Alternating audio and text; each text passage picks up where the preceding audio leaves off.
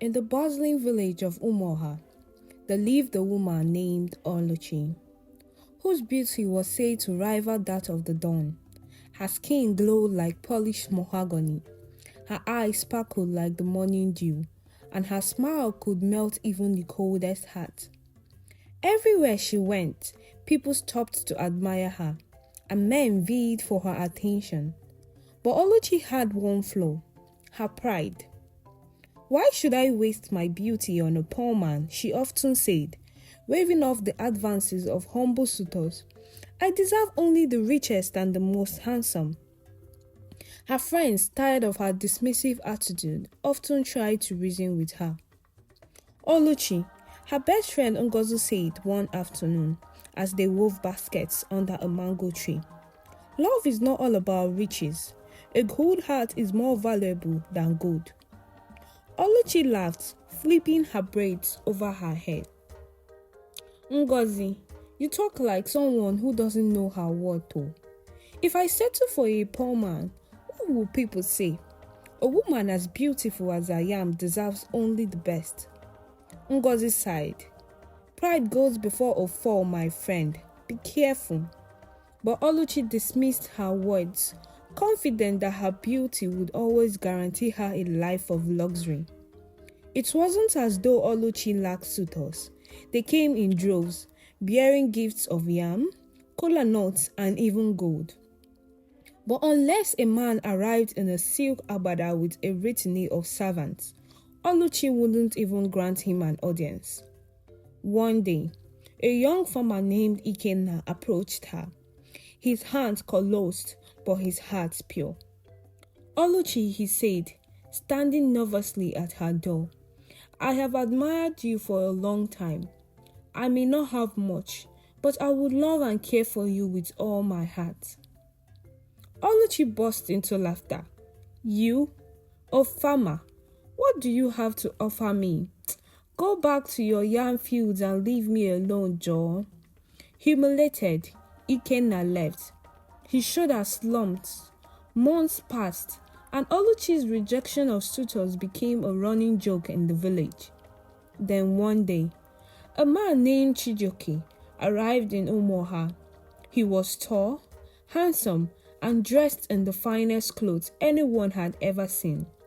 Word spread quickly that he was a wealthy trader who had come to seek a wife. When Chijioke laid his eyes on Oluchi, he was captivated. "That is the woman I will marry," he declared. The villagers were thrilled. Finally, Oluchi had found someone worthy of her, they whispered. Chijioke wasted no time. He showered Oluchi with gifts, expensive jewelries, imported fabrics, and even a golden mirror. Oluchi was elated. "This is the kind of man I deserve," she told Ngozi, thrilling in her new silk wrapper. The wedding preparations were grander than anything the village had ever seen. Cows were slaughtered, musicians were hired, and the entire village buzzed with excitement on the day of the wedding. Oluchi wore a beaded crown and gown so extravagant it shimmered in the sunlight. As she walked down the aisle, she felt a sense of triumph. "This is what I was meant for," she thought, smiling smugly at the crowd. But as the priest began the ceremony, something strange happened. Chijioke's demeanor changed. His charming smile faded, replaced by a cold, calculating expression. "Before we continue," he said, his voice ringing out over the crowd, "there is something everyone must know." The crowd fell silent. Oluchi looked at Chijioke in confusion. "I am not who you think I am," Chijioke continued. "I am no wealthy trader. I am a man who borrowed fine clothes and gifts to teach a lesson to a woman blinded by pride." Gasps erupted from the crowd. "What?" Oluchi stammered, her voice trembling. "I am a simple man," Chijioke said, "no different from the suitors who you have mocked and rejected. I wanted to show you that wealth and appearances means nothing without love and humility. Oluchi's face burned with shame as she realized the truth. The crowd murmured, some laughing, others pitying her. Overwhelmed by humiliation, Oluchi fled the ceremony, tears streaming down her face. She locked herself in her hut for days, refusing to see anyone. But in her solitude, she began to reflect. She thought of the many good men she had turned away, men like Ikenna, who had offered her genuine love.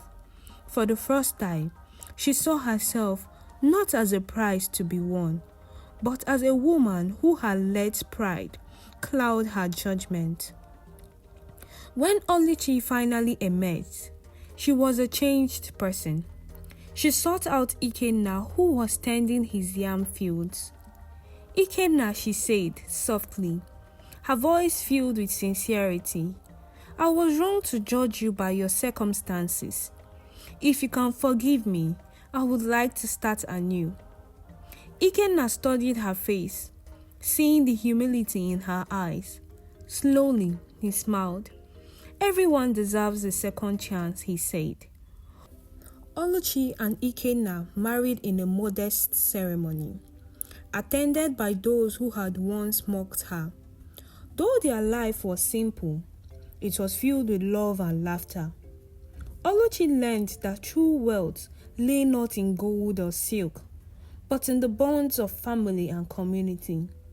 And so, the woman who once thought herself too beautiful for love found happiness in the most unexpected place, the heart of a humble farmer. Thank you for watching African Tales by Sharon. What would you choose, love or riches? Let me know in the comments below. Don't forget to like, subscribe, and click the notification bell for more amazing stories.